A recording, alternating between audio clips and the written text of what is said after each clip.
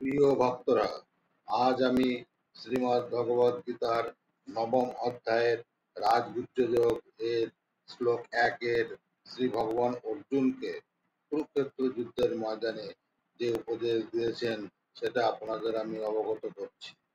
যদি ভিডিওটি ভালো লাগে তাহলে ভিডিওটিতে সাবস্ক্রাইব করবেন। শ্রী ভগবানুবাচ ইদং তু তে গুহ্যতমং প্রবক্ষ্যামি অনুশয়বে জ্ঞানং বিজ্ঞান সহিতং যজ্ঞাতা মোক্ষসে অশুভাৎ। শ্রী ভগবান কহিলেন, এবার হে অর্জুন শোনো, অশ্বারোহিত এই এক গুহ্যতম কহি তব হিত। ইহা হয় জ্ঞান আর বিজ্ঞান সম্মত, জানিলে সে মুক্ত হয় সর্ব অশুভ।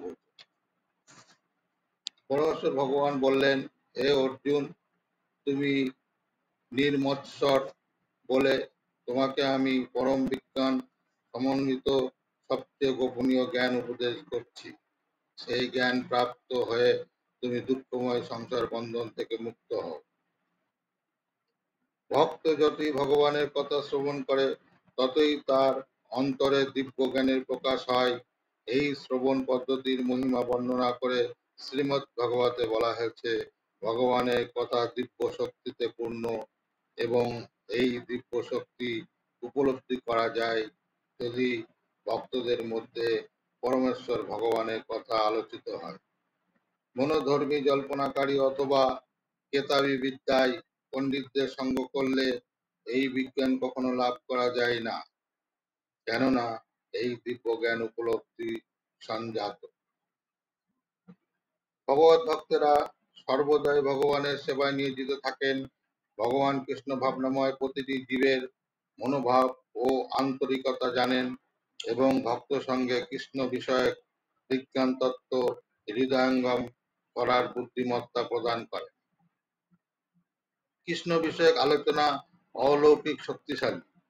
যদি কোনো সৌভাগ্যবান জীব এই সৎসঙ্গ লাভ করেন এবং জ্ঞান লাভে যত্নশীল হন, তখন তিনি নিশ্চিতভাবে পারমার্থিক উপলব্ধির পথে অবশ্যই উন্নতি সাধন করেন।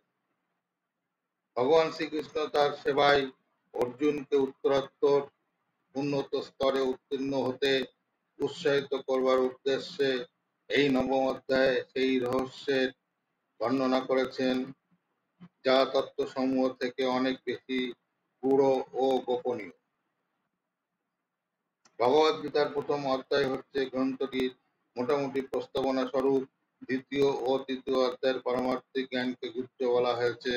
সপ্তম ও অষ্টম অধ্যায়ের বিষয় ভক্তিযোগের সঙ্গে বিশেষভাবে যুক্ত এবং যেহেতু তার প্রভাবে কৃষ্ণ ভাবনা বিকশিত হয়, তাই তাকে গুহ্যতর বলা হয়েছে। কিন্তু নবম অধ্যায়ে কেবল শুদ্ধ ভক্তির বর্ণনা করা হয়েছে, তাই এই অধ্যায়টি হচ্ছে গুহ্যতম। যিনি শ্রীকৃষ্ণের এই পরম গুহ্যতম তত্ত্ব সম্বন্ধে অবগত, তিনি স্বাভাবিকভাবে অপ্রাকৃত স্তরে অধিষ্ঠিত। তাই জড়জগতে অবস্থানকালেও তার কোন রকম জড়জাগতিক জ্বালা যন্ত্রণা থাকে না। ভক্তি রসামৃত সিন্ধু গ্রন্থে বলা হয়েছে, যিনি ভগবানের প্রেমময়ী সেবায় উৎকণ্ঠিত থাকেন, তিনি সংসার বন্ধনে আবদ্ধ থাকলেও প্রকৃতপক্ষে তিনি মুক্ত। নবম অধ্যায়ের এই প্রথম শ্লোকটি বিশেষ গুরুত্বপূর্ণ।